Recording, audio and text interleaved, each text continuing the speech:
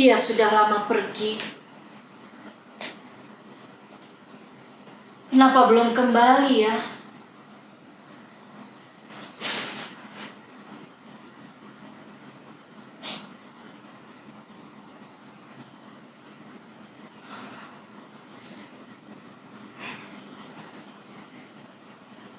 Aku harap dia baik-baik saja.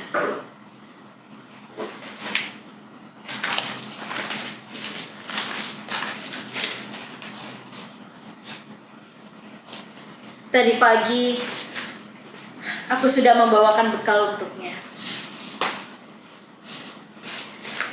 Semoga ia suka.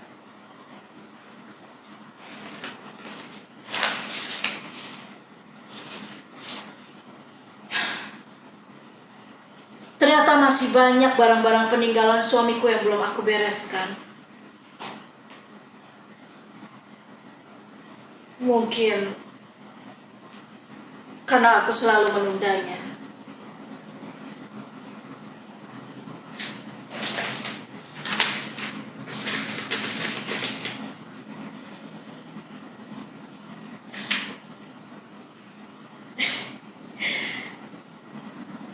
Ada foto masa kecilku.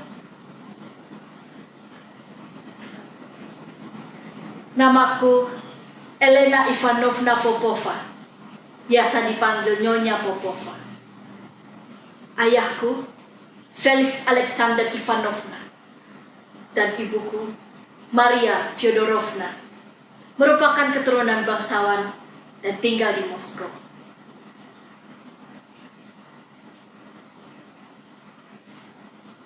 Dulu aku memiliki adik yang bernama Alena. Namun, ia meninggal pada usia 13 tahun karena infeksi saluran pernafasan.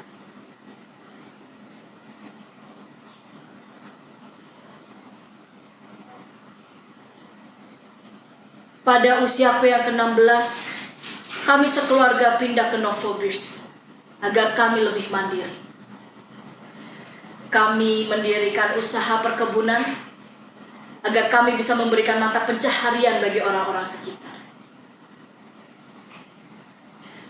Orang tuaku mengajarkanku tata krama yang baik dan sopan santun dalam kehidupan sehari-hari.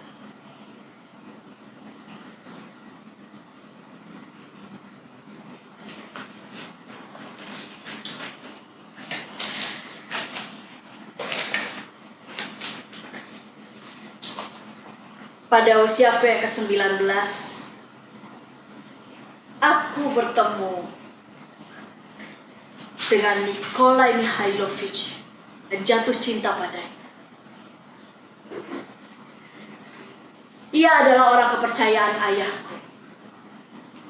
Dan ia adalah lelaki terbaik yang aku temui saat itu. Perbedaan usia 20 tahun tidak membuat rasa cintaku padanya berkurang. Singkat cerita, kami menikah dan sangat bahagia, walaupun kami tidak memiliki anak.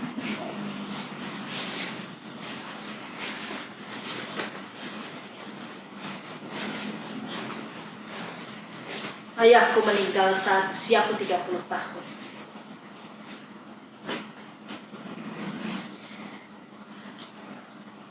Ia meninggal karena penyakit antraks. Dan ibuku pada usia 17 tahun karena kelainan jantung.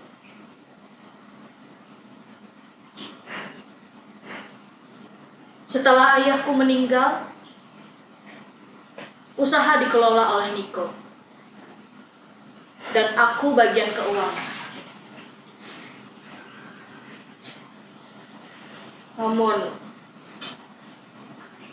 7 bulan yang lalu, Niko meninggalkan aku. Tepatnya 4 tahun setelah ayahku meninggal. Ia tidak hati-hati ketika bertemu dengan kuda liar Mara dan ia terinjak-injak olehnya. Sampai ia tak bernyawa.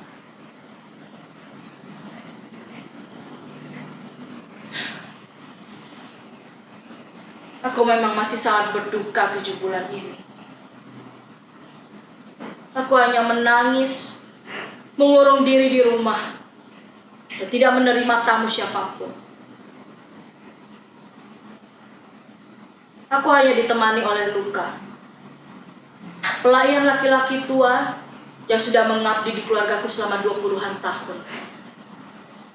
Hanya dia yang mendengarkan keluh kesahku, yang menasehatiku, dan juga menyemangatiku. Ia jugalah yang merawat hewan kesayangan suamiku.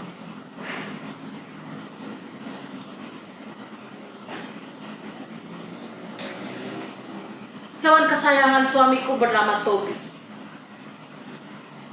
Ia adalah kuda yang cukup terawat dengan baik. Semasa hidup, suamiku selalu berpergian dengannya. Ia terlihat sangat gagah ketika menaikinya. Tentu saja, karena Toby dirawat dengan baik. Setiap kali ia pulang dari berpergian, Toby pasti disisir dan diajak berbicara. Lucu sekali.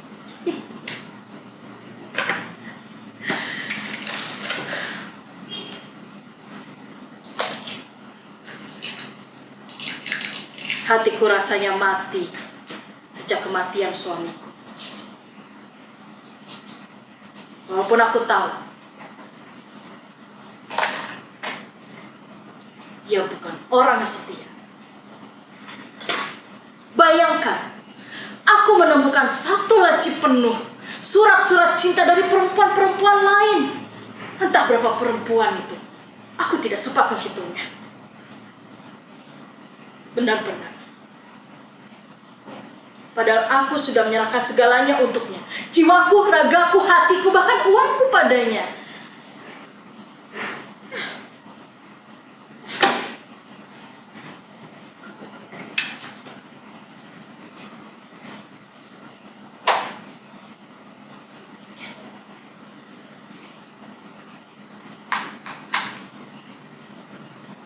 Tapi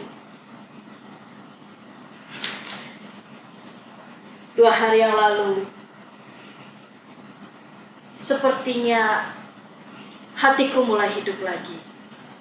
Sejak aku bertemu Gregory Stepanovich Smirnov. Ia datang ke rumahku dengan kasar, berteriak-teriak, sampai Luka yang membukakan pintunya pun sangat kesal.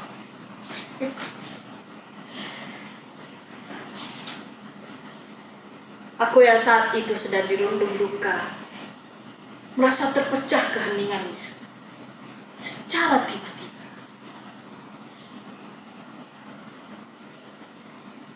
Ia memaksaku untuk membayar hutang-hutang suamiku membeli gandum untuk Toby sebesar 1.200 rubel. Karena aku belum menerima penghasilan dari hasil usahaku waktu itu, aku mengatakan bahwa aku tidak bisa membayarnya sekarang. Tapi aku bisa membayarnya 2 hari kemudian. Tapi ia tetap memaksa karena ia harus membayar angsuran esoknya. Dia bahkan mengancam kalau dia tidak akan pergi dari sini sebelum ia dibayar.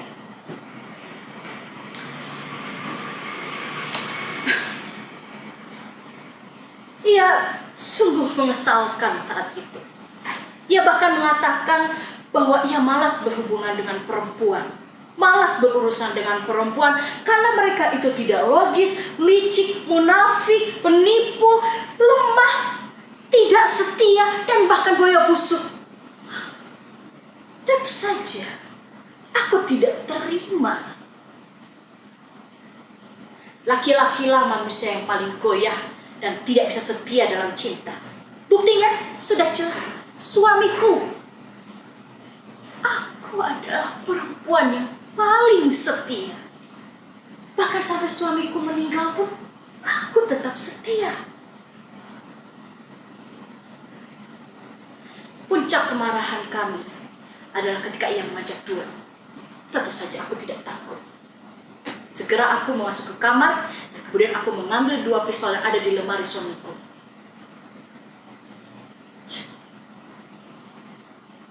Tapi ada satu masalah.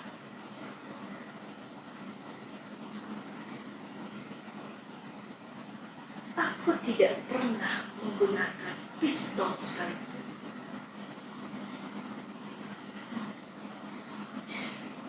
Mau tidak mau aku berterus terang dengannya.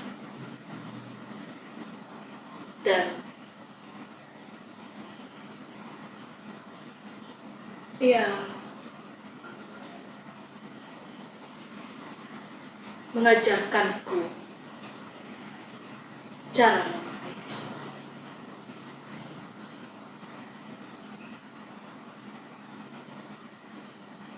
Tapi akhirnya ia membatalkan duel itu. Awalnya aku pikir dia takut. Ternyata ia malah menyatakan cinta padaku. Memang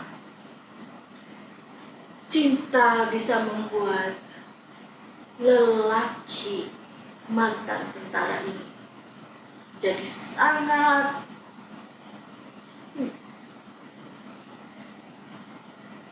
lembut, lemah, lembek. Ia malah berlutut di hadapanku dan melamarku untuk menjadi istrinya. Aku tidak tahu harus berbuat apa. Aku sedikit gemetar. Aku usir dia. Tapi aku ragu. Belum pernah ada lelaki yang sejujur ini kepadaku. Tanpa basa-basi. Seperti ditembak langsung ke hati. Apalagi dengan perawakannya yang tegap, gagah, dengan kulit yang agak kecoklatan karena seringnya berkuda. Apakah aku harus memanggilnya kembali? Apakah hatiku sudah mulai hidup lagi?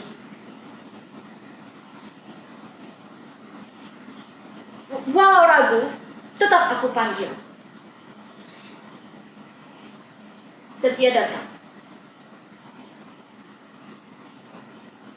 Dan dengan beraninya ia memelukku. Besar jahanam.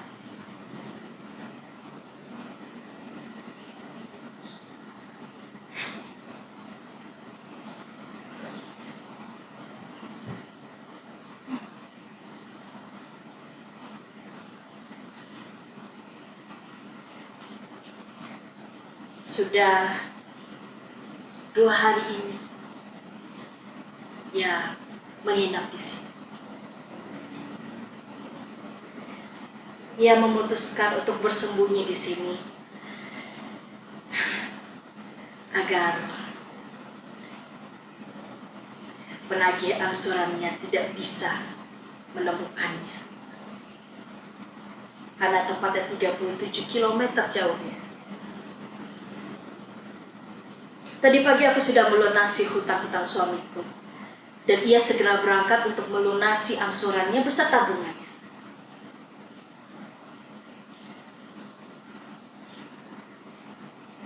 Dia berjanji akan kemari lagi ketika makan malam.